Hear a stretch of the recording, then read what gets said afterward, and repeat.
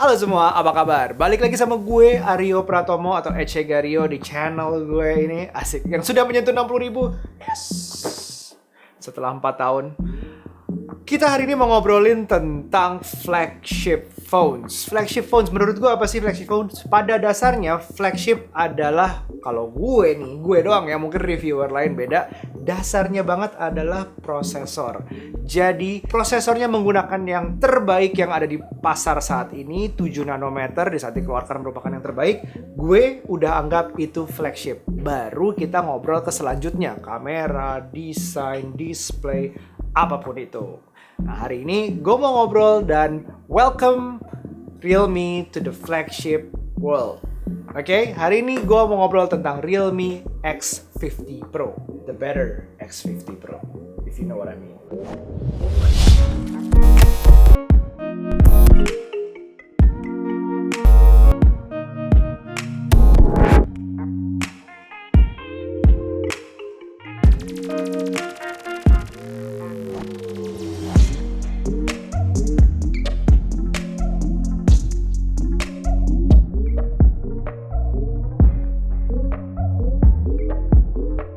Begitu diluncurkan kemarin, ini baru aja berapa hari lalu, yang sebenarnya Realme X50 Pro sudah diperkenalkan sejak Maret kemarin, tapi karena satu dan lain hal dia baru diluncurkan saja beberapa hari lalu di Indonesia bulan Agustus ini. Cukup mengagetkan adalah diumumkannya harganya yang 12 juta.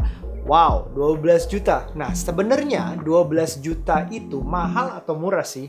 Mari kita bahas apakah alasan-alasan berikut membuat 12 juta sesuai dengan harganya. Yang pertama, lagi-lagi gue tekankan lagi adalah SoC-nya atau System on Chip-nya. Masuk ke pasar flagship harus bawa System on Chip terbaik yang ada di pasar saat ini. Snapdragon 865 adalah yang terbaik. Selain tercepat, juga mempunyai 5G ready. 5G ready itu artinya mungkin di Indonesia belum tahu kita kapan akan benar-benar bisa digunakan 5G itu, tapi setidaknya 5G-nya sudah siap di smartphone ini, di X50 Pro ini. Jadi kalau kita iseng-iseng jalan ke luar negeri, ke negara yang udah ada 5G-nya menggunakan kartu 5G, aktif.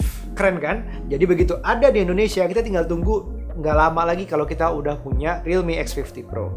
Itu pertama, jadi kita sekalian mempersilahkan Realme masuk ke pasar flagship dan pasar 5G.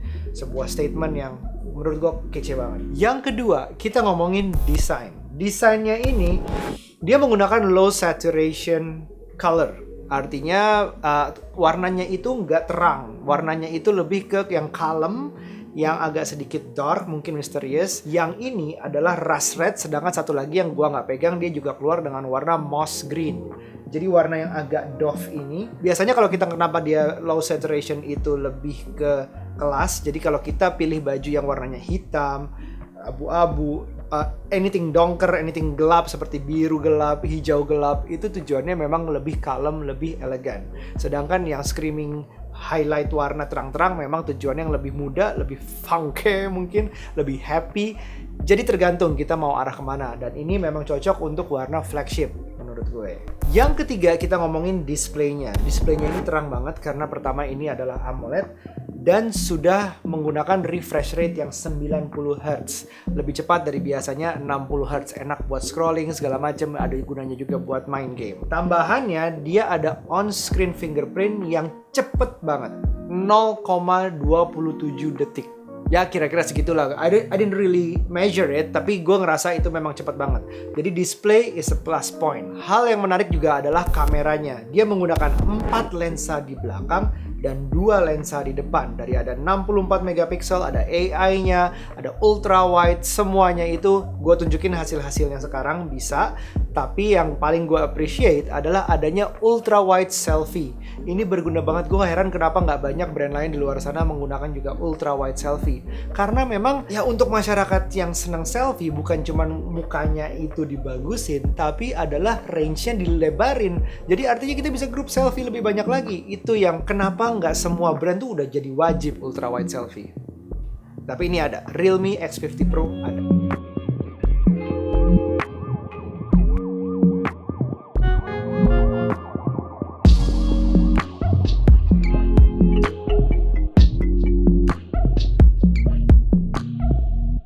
Yang kelima, yang nggak ada di smartphone lain yang di luar BBK Group adalah chargingnya. Chargingnya, fast chargingnya tuh kenceng banget.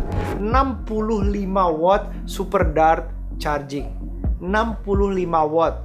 Itu artinya meng-charge 100% dalam sekitar 35 menit. 30 sampai 35 menit. Kenceng banget. So, dari 5 alasan tadi, mulai dari SoC-nya, desain, display, kamera, dan terakhir adalah charging. Apakah menurut kalian itu worth 12 juta rupiah? Gue cuma mau ngucapin selamat buat Realme karena sudah akhirnya masuk ke pasar true flagship dengan 5G.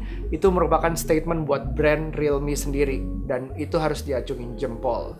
Gimana menurut kalian? 12 juta worth nggak untuk Realme X50 Pro? Tulis di komen pendapat kalian kayak gimana. Dan menurut gue ini adalah baru namanya X50 Pro yang flagship. Get it? Sampai ketemu di episode berikutnya. Bye now. Be nice.